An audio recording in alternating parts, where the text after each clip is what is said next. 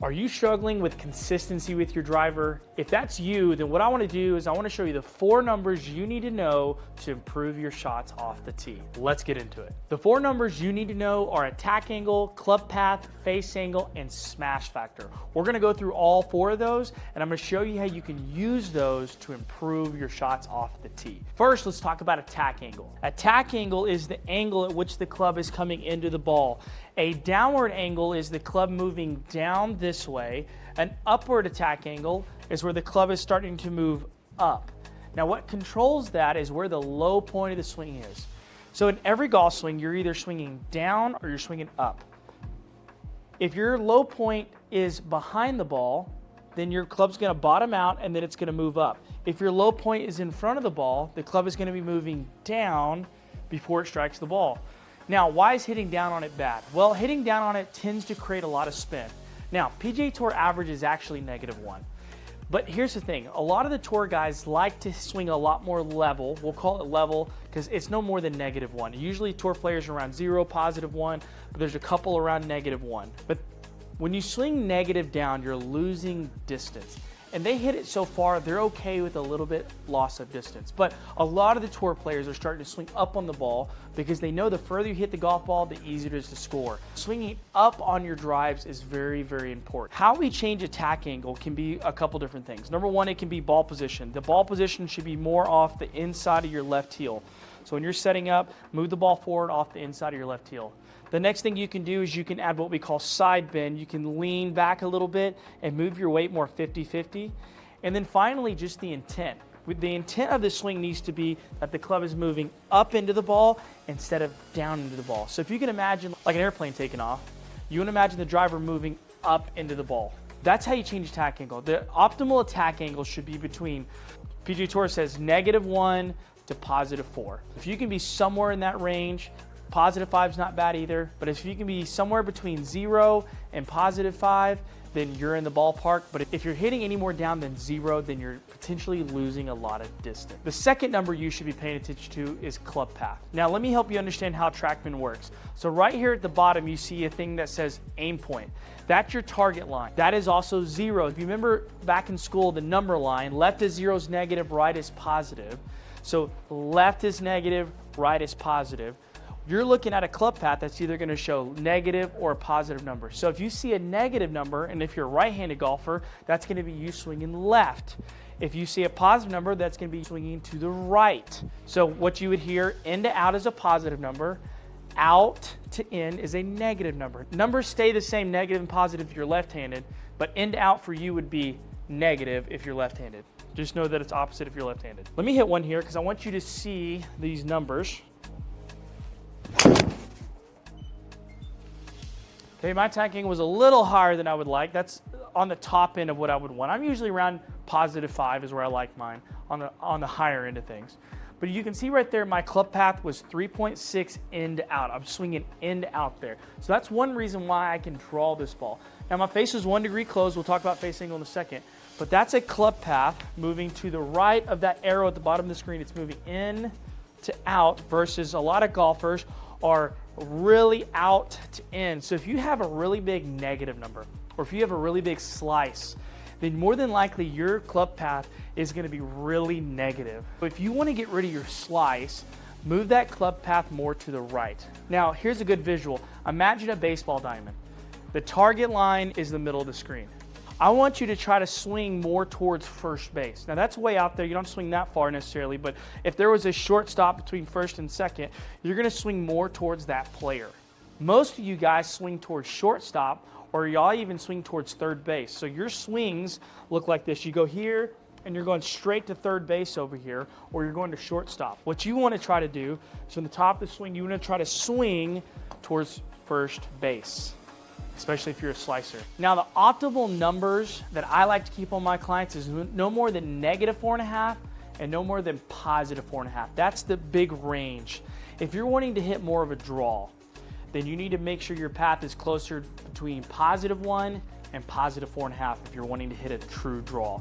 If you're just wanting to hit it straighter, then if you can keep it between -4.5 and +4.5, anywhere in that range, that's okay. Now, depending on the shot shape you want to hit, will matter if that number should be negative or positive. Now again, I'm talking to right-handed golfers. Think opposite if you're left-handed listening to this. If you want to hit a fade, then you want to have a negative club path. You want to have your path moving left. If you want to hit a draw, then you want to have your path moving to the right. More of a positive number, between 0 and 4.5 on the right. But if you want to hit a fade, it's between 0 and negative 4.5. Hope that makes sense there. Now the second piece is going to be face angle. We're going to talk about that next. Face angle is probably the most important number out of these 4 numbers because it controls 80 to 85% of where the ball takes off.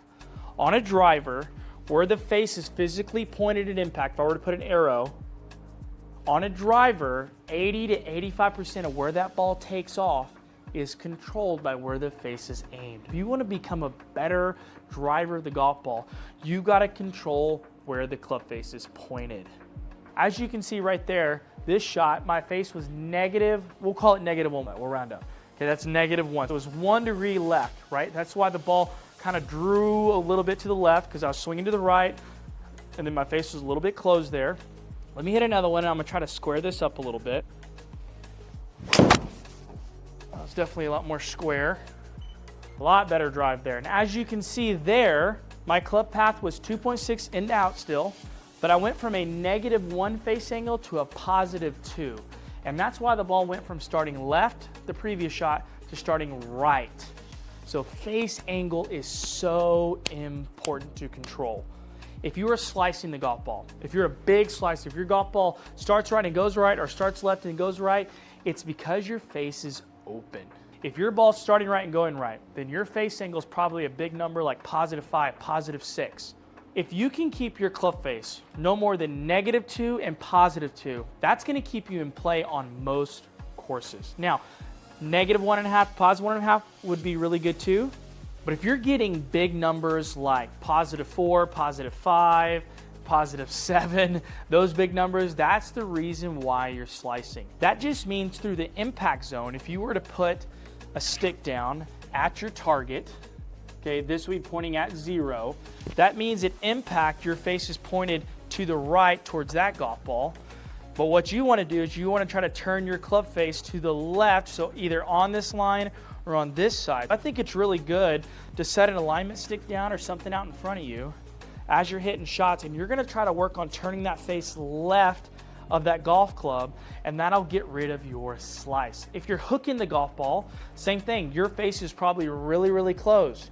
Now, driver is a very dynamic club. This video does not cover all scenarios. If you need more help, please find a way to get in contact with me. I'll leave some contact info in the description down below. But if you just keep these basic parameters of keeping the club face no more than +2 and -2 on every shot, you're gonna have some bad shots, it happens.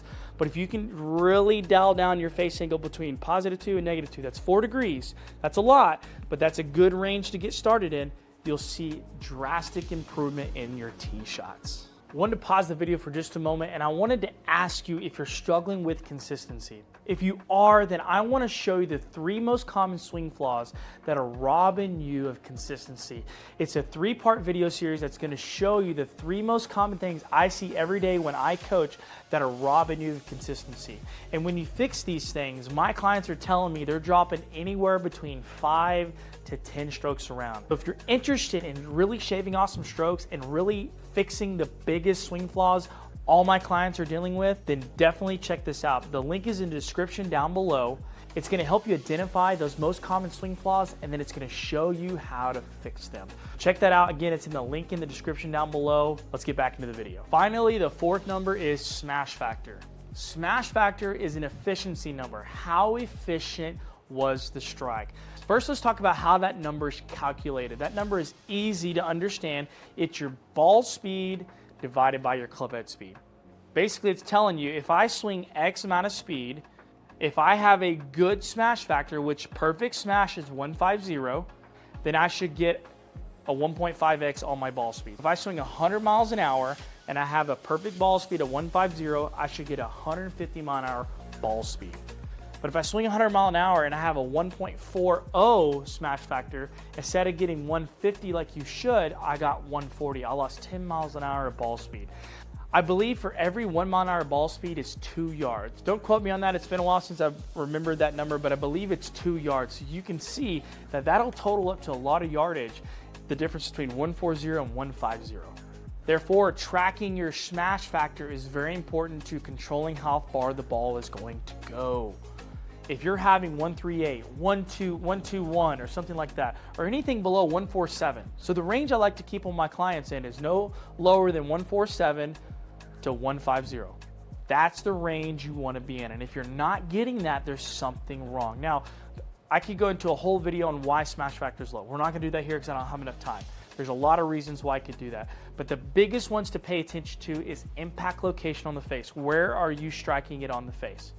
The other big one is loft and impact. If your face is wide open at impact, it's going to lower your smash factor. Even if you hit it dead center and you have a lot of loft with an open club face, that's going to lower your smash factor. So trying to get the club face to square up by paying attention to face angle, getting it closer to 0 will help a lot. If you toe it, you heel it, you'll see that smash factor go down. If you hit it really high on the face, you'll see that smash factor go down. Let me hit one here. I'm gonna try to intentionally toe this ball so you can see how the smash factor is affected. That was definitely toed. Okay, that went down a little bit, but that actually goes to show you drivers are getting so much better at producing better smash factors, better ball speeds on toed hits, because that was definitely toed, and I still got a 147, which is acceptable.